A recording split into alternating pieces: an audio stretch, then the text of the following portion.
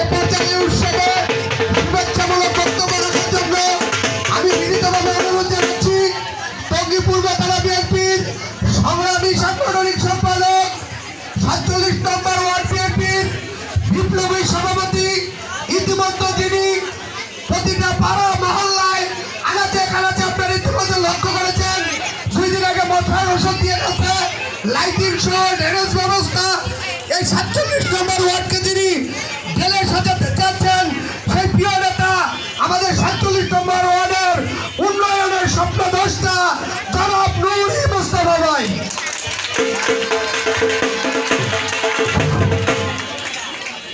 সার্বজনীন সৃষ্টি কল্যাণ সংঘ কর্তৃক আয়োজিত শারদীয় দুর্গাপূজা উপলক্ষে এখানে উপস্থিত সনাতন ধর্মাবলম্বী মা ও বোনেরা, উপস্থিত ভাইয়েরা এবং মুসলিম ভাইয়েরা, সকলকে জানাচ্ছি শারদীয় দুর্গাপূজার শুভেচ্ছা। আমরা এখানে উপস্থিত হয়েছি ৪৭ নম্বর বিএনপির পরিবার।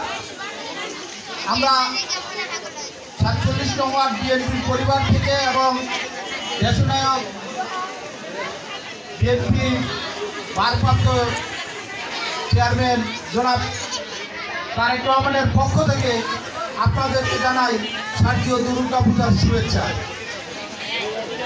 আমি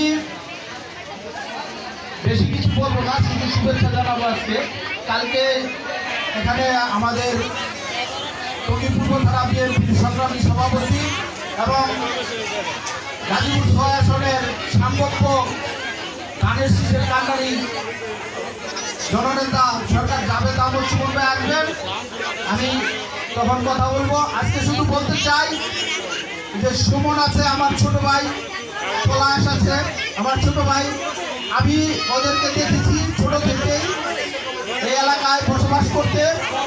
আমরা এই শিলমুনের হিন্দু না মুসলিম না, আমরা একই পরিবারের, আমরা এই শিলমুনের সবাই একই সাথে বসবাস করি।